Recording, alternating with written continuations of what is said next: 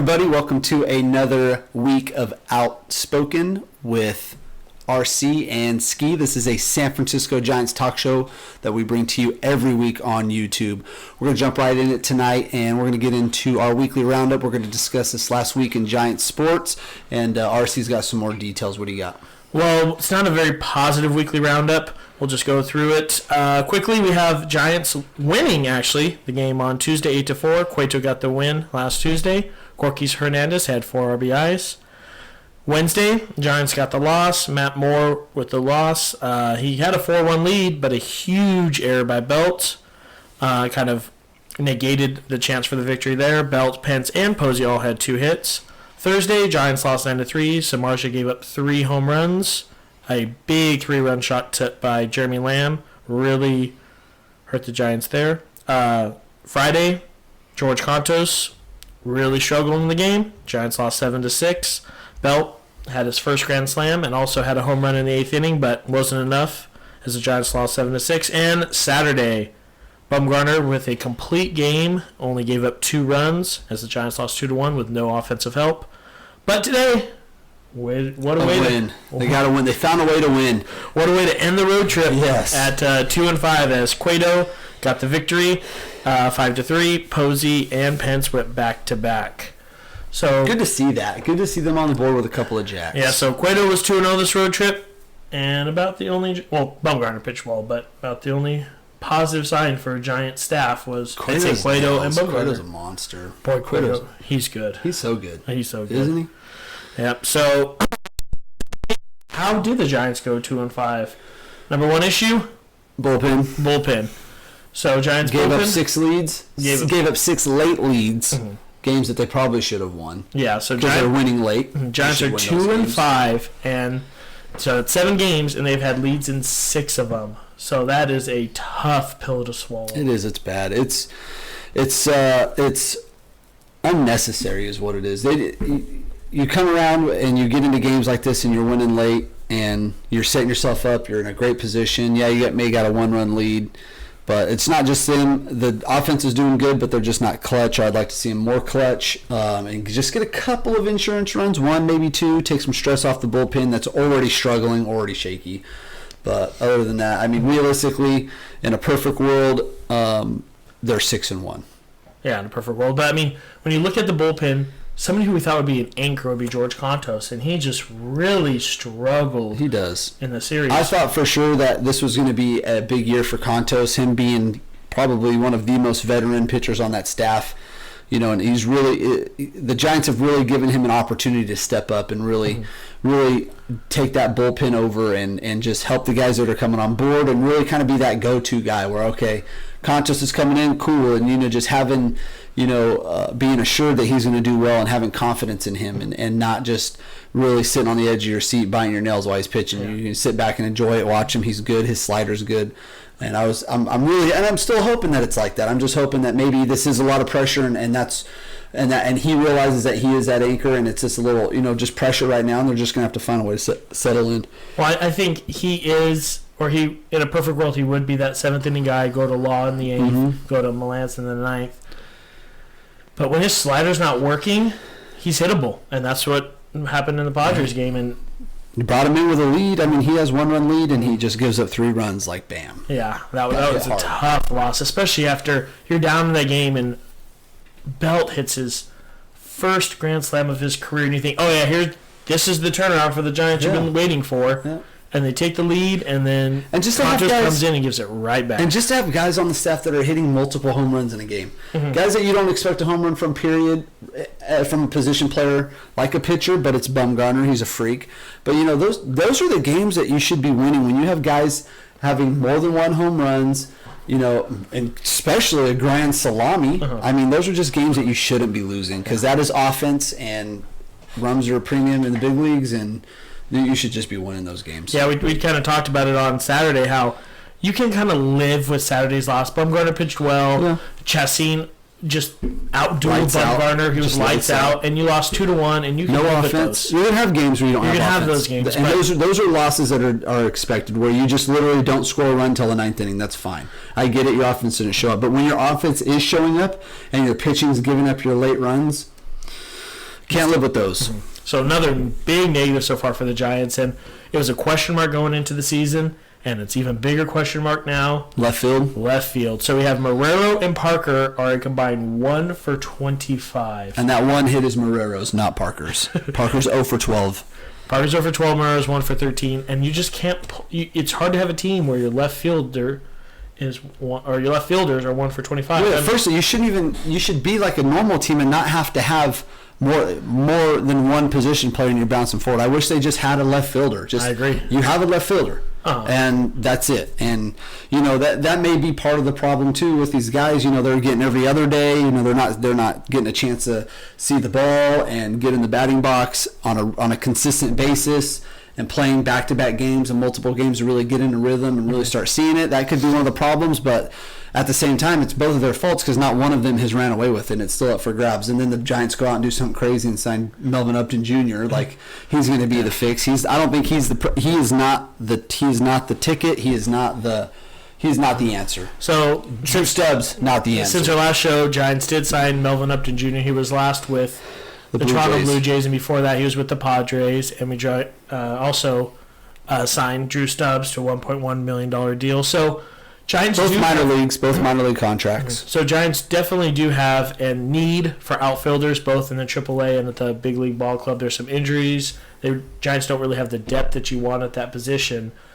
But I mean, is Melvin Upton Jr. the answer? I don't think so. I think this is a shot in the dark. I think this is the Giants doing what the Giants do and just signing veteran players. I think this is them being spoiled with them being right sometimes, and with Marco Scudero and things like that. I mean, yeah, I give it up to him. Scudero is forever in my book just a huge just a huge part of that championship. He was a monster. I mean, almost never struck out. I mean, just a hard dude to get out, and that was just such a huge pickup. But when you have those kind of things and you have them multiple times, you kind of tend to get in a rhythm where you think that's going to work all the time, and I think that's what this is. But on the flip side, I'll contradict myself. They can't do worse. That's right? True. That could be their mentality. Well, you can't do worse. We're 1 in a million. It's signed right. Can't do worse. Yeah, I mean, I like the Melvin Upton Jr. signing for this reason, is that he has shown he's a 230 to 240 hitter. He's got power. He's shown he's a home run hitter, even though he doesn't look like it. No, he's got power. He's going to hit 20 home runs, and I think Giants would just sign up for that now. They've proven to me over just a 7-day span that they don't agree with their decision. Their youth? With their youth. I mean, I think they wanted to go with kind of the youth movement in left field and have somebody take it over. But I think after 7 games, they're saying, never mind. Nope. Let's bring in some more. Let's try and figure this out, because to sign 2 outfielder contracts within the first week of the year, because you have guys going 1 through 24 or 1 through 21 for 25. I mean, we as Giants fans are a little bit panicking, and they've proven that they're panicking too. Yeah. To do that.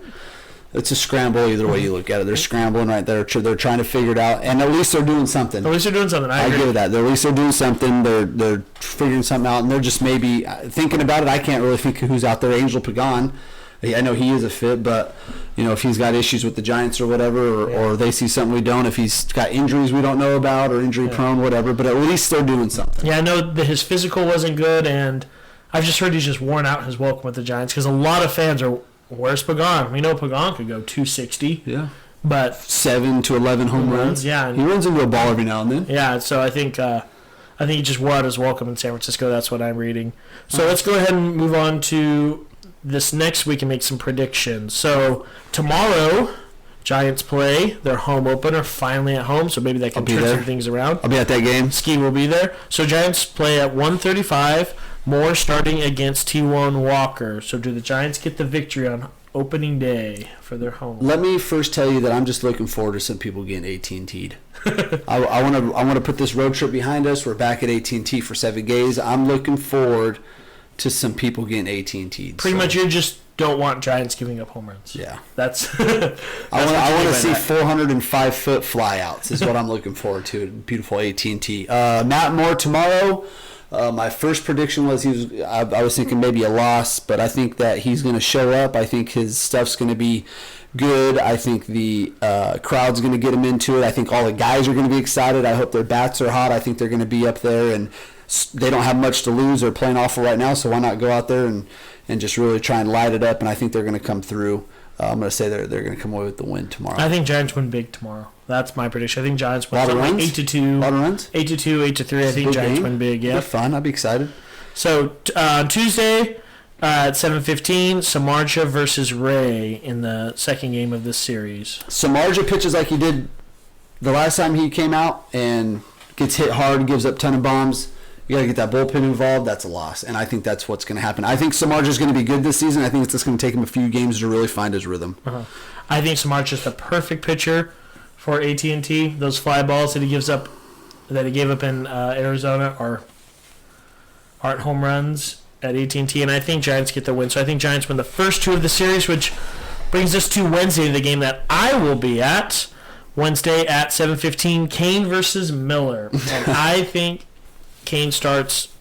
Oh, Kane actually had the no decision, but I think Kane loses this one. I think Giants lose this game in a close one. I'm going to say like 5-4. I don't think it's going to be close. I'm going to say it's going to be like 4-0. Kane's getting knocked out looking early. Kane loses. Kane, I'm just... You're down on Kane this year. The Kane ship has sailed. It's gone. I think it's done. I think Kane comes back and has a 500 season this year, and I think he pitches the whole year. And you think he's done? I think he goes 0-4 and he gets yanked. I don't think that he's got a long leash. I think last year's deal or situation they had with PV is really going to leave that bad taste in everybody's mouth, and I don't think they're going to make that mistake twice. Because those losses, like I said last week, you can't just give out losses like they're fun coupons. They're it's not. You've got to try and win every single ball game, and we are not in a division to afford to give someone a total of 9 losses. We cannot afford 9 losses because if you look at the big picture, give Kane 9 losses. That's 9 losses. You just want to just give someone 9 losses or put yourself in a position where you're going to have 9 games that you're going to lose in a division where it's going to come down to the last 3 or 4 like it does every year. I think they're done doing that. I think PV was the last one to get a leash like that. I think this leash is real short on Kane. I think he goes 0-4. He's done. I think you might be right if he was to go 0-4 and pitch really bad and have an 80 RA or something, but I think Kane gets it together. I think he does. Maybe not this start, but I think he figures it out. So I have them winning the series against Arizona, and you have them losing the series against Arizona. They're 1-2. And I think 2-1. So we'll hop over to Thursday. They have a Thursday through Sunday series against Colorado. Thursday, play at 7:15. Bumgarner versus Gray. Win. I agree. Bumgarner's getting his first win. That's going to be a win. Friday, the 2-0 Johnny Cueto pitches against Anderson at 7:15. Cueto's nails. That's a win. I win as well. Saturday at 1:05, Moore versus Chatwood. I'm going to say they lose that one. I'm going to say they lose that one in a close game. I think Moore pitches well. I'm going to say he's 1-1 on this homestand pitching. And then Sunday, Samardzija versus Santizelli. Lose. At 1:05. I think they win that one. I think they lose. I think they go 3-4 because the bullpen's going to be involved in a lot of these games, and the bullpen's still shaky. I don't think the bullpen has their feet underneath them yet, and I think they're going to continue to blow some leads late and until they can figure their situation out. And unfortunately, for starts with Moore and Samardzija, it'd be nice to see them go deep, especially Kane starts. It'd nice to see him just to get through 5 innings. Yeah. I think the bullpen's just going to be heavily involved in their starts, and with the bullpen like they're playing right now, I'd like to see them turn around. I just don't think they are. I think ultimately they're going to be 3-4. I mean, I just looked at this bullpen, and I think they have such good stuff. I think this bullpen is better than it's shown. I really do. I have faith in this bullpen, and my bold prediction for this week is no Giants bullpen pitcher has a loss. Think so? I think so. That's what you predict? That's my bold prediction for the week. I think they get it together at AT&T. They have no losses. Maybe they don't, have a hold one time, but then Giants come back and win that game. I think no Giants bullpen pitcher gets a loss. I think their stuff is just too good. I know we don't have any. I know we only have one lefty, but I just like the stuff. I think we have a mix and match of good bullpen pitchers, and I think the Giants get it together. I really do. Well, I guess we will see next week if RC is eating his words or if he is the god of baseball and he can predict everything. So I think we're going to end it with that this evening. Thank you guys for watching. Like, subscribe, share, tell everybody about this if you dig it. Stay tuned next week, too. We'll be back on every Sunday with the Outspoken RC and Ski. All right, I'm RC, and I've spoken. I'm Ski, and I've spoken. And we're out. See ya.